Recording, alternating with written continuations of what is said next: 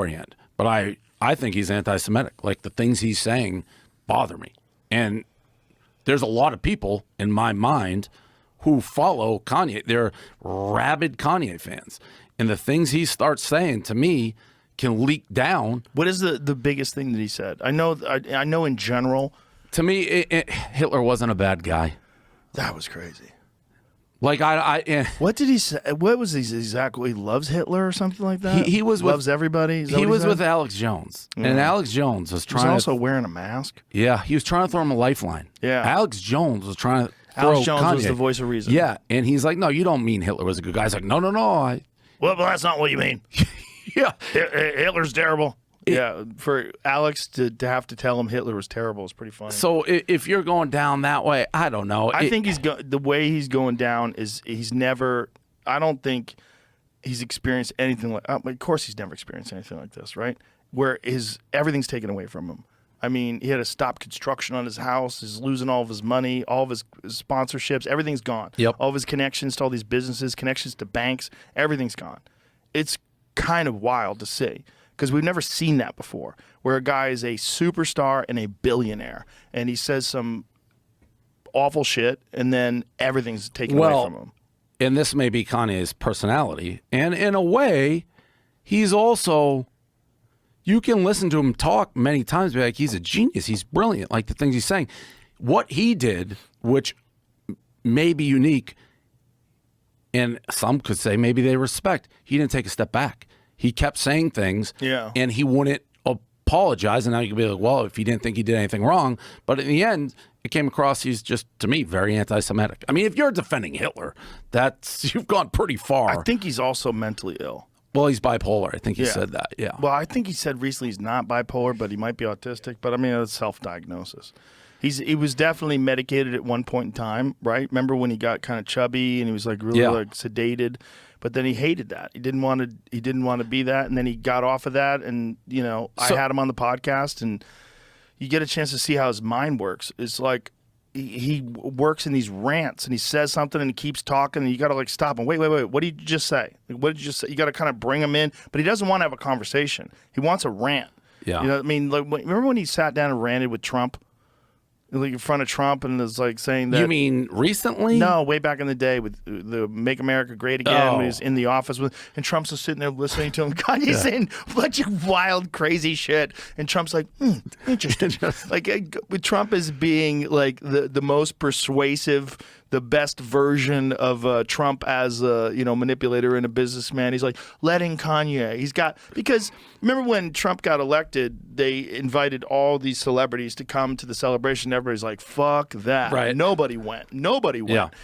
Kanye was the one guy that embraced Trump. Yeah, look at this. He's sitting there with Jim Brown. And he's like, interesting. And he's like letting Kanye rant and go off and say all this crazy shit with a "Make America Great Again" hat on. So, like, for him, that's the thing with free speech. Like what I said. Play some of that. Like Elon booted him for doing the Nazi. He made a Jewish star with the Nazi symbol in it. Yes. And for Elon, that was the line. Right. So there's always a line, but that is the complication of free speech. Yeah, he made fun of Elon. Elon said that's okay. He said, but this is not okay. Correct. Yeah. Which is just like, I mean, what are you doing? You're connecting the star, David. Like, listen, play some of this. And really, the reason why they imprisoned him is because he started doing positive for the community. Look how Trump's like, yes, interesting. He wasn't just one of a monolithic voice, but he could wrap people around. So there's theories that there's infinite amounts of universe and there's alternate universe. So it's very important to get Hoover. I'd love to know what's going on in Trump's head right now. Interesting. Look at him nodding. He was doing positive inside of Chicago, just like how I'm moving back to Chicago, and it's not just about getting on stage and being an entertainer and having a monolithic voice that's forced to be a specific party. People expect that if you're black, you have to be Democrat. I've had conversations that basically said that welfare is the reason why a lot of black people end up being Democrat. They say, first of all, it's a limit to amount of jobs.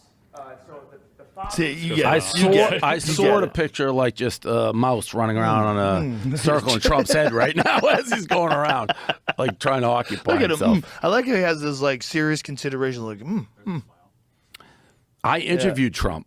They called me up. Yeah. And this is, they want our crowd, obviously, to do it. So this is when he was president. Right. Probably I got a lot of hate from it, but he pulled me in. And when he realized I wasn't like out to get him, he opened up and he was nice to me, but he pulled me into this, they had a little like souvenir room is what I would call it, with like artifacts. He goes, Dave, come in here. And so I go into the little room, he looks at me and goes, this is the Monica Lewinsky room. He just started laughing. the Monica Lewinsky room. What a time. Yeah. What a time to be alive if that guy was the president. How crazy is that? I mean, that to me, he changed like. Here it is. Oh yeah.